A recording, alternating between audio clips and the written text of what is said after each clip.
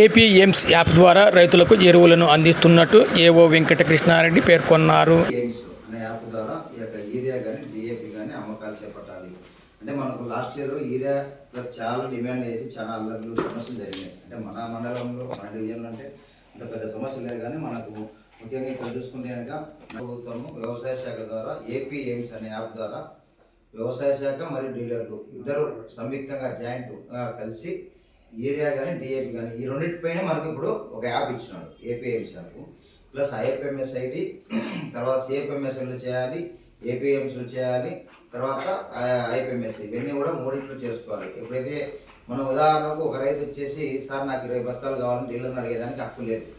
మీ దగ్గరకు వచ్చి నేను 100 ఎకరాలు వేసినా నాకు 20 బస్తాలు కావాలి అని అడిగితే ఇచ్చేందుకు మీకు లేదు, చెప్పేందుకు నాకు కూడా లేదు, అధికారులకు లేదు, డీలర్లకు లేదు. కాకపోతే ఏంటంటే గత సంవత్సరం అంటే 25వ సంవత్సరంలో ఎవరైతే పంటలు సాగు చేసుకున్నారో ఆ పంటల ఆధారంగా ఒకటి, రెండోది వచ్చేసి ఇంకా ఒకవేళ ఏదైనా ఆయన అడిషనల్గా ఈ సంవత్సరం పంట వేసింది అది పంట నమోదు కాకుండా ఉంటుందో అవన్నీ కూడా మళ్ళీ ఆర్ఎస్టీ సిబ్బంది యాడ్ చేసుకున్నాడు. పలానా పుల్లయ్య 5 ఎకరాలు వేసుకున్నాడు, 5 ఎకరాలు ఇంకొక 5 ఎకరాలు పంట నమోదు యాడ్ చేసి 2 నిమిషాలు 5 ఎకరాలకు ఇంకొక 5 ఎకరాలు యాడ్ అయిందంటే కనుక దానికి మొత్తం యాడ్ చేసుకునేసి ఏ పంట వేసినాడు.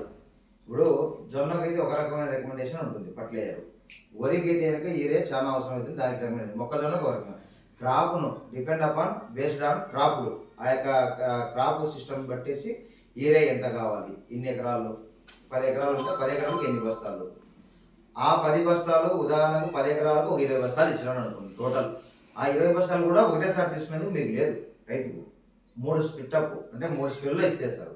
అర్థమైంది కదా. ఇప్పుడు వచ్చేసి గొడవ చేయడం అట్లా ఇట్లనేది లేదు. సో దాని గురించి మనకు ఈరోజు ఒక వెబ్ఎక్స్ కూడా జరిగింది. వ్యవసాయ శాఖ రైతు సేవా కేంద్ర సిబ్బంది మరియు డీలర్లతో మండల అధికారులు ఒక సమావేశం నిర్వహించి అవగాహన కల్పించేసి ఇప్పుడు ఏం చేయాలంటే మేమందరం కూడా మీరు ఐఎఫ్ఎంఎస్ ఐడి మీరు ఏమన్నారో ఇచ్చినారో మా వాళ్ళ గ్రూప్లో కూడా పెట్టడం జరిగింది. సో ఇంకా ఎవరైతే మనం బిజినెస్ చేస్తున్నారో ఓన్లీ డీలర్లు ఐఎఫ్ఎంఎస్ ఐడి కలిగిన డీలర్లు మాత్రమే. కొంతమంది మన డ్రిప్పేర్లో ఉన్నారు, వాళ్ళతో అవసరం లేదు.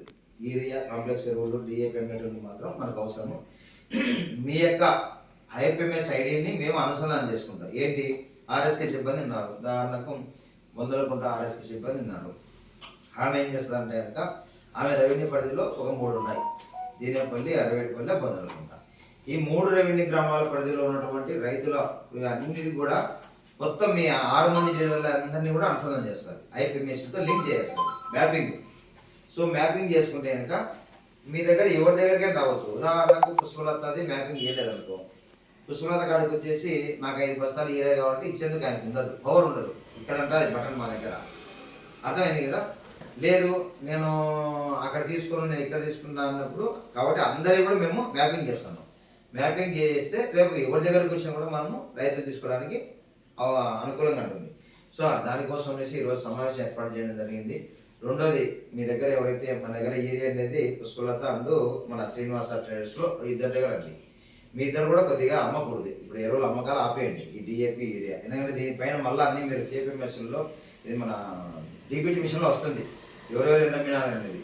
సో ఎన్ని సమస్యలు అవుతాయి. ఒక 2 రోజులు ఆగిన తర్వాత దీని యాప్ అంతా ఇన్స్టాల్ చేసుకునేసి మ్యాపింగ్ అయిన తర్వాత మీరు చేసుకోండి. సో జమ్మ వల్ల కూడా మనము ఎరువులు అమ్మద్దు అనేసి చెప్పడం జరిగింది అనమాట. కాబట్టి మీకు కూడా చెప్తా ఉన్నాను, ఎందుకంటే రేపు మాకు చెప్పలేదు అనుకున్నా మీ అందరికీ కూడా చెప్తా ఉన్నాను. ఒక 2 డేస్ 3 డేస్ ఆగేసి మిగిలిన ఎరువులు అమ్ముకోండి, ఇబ్బంది లేదు. యూరియా డిఏపి అమ్మకండి, అది అమ్ముకోకుండా ఉంటే సరిపోతుంది. మీరందరూ కూడా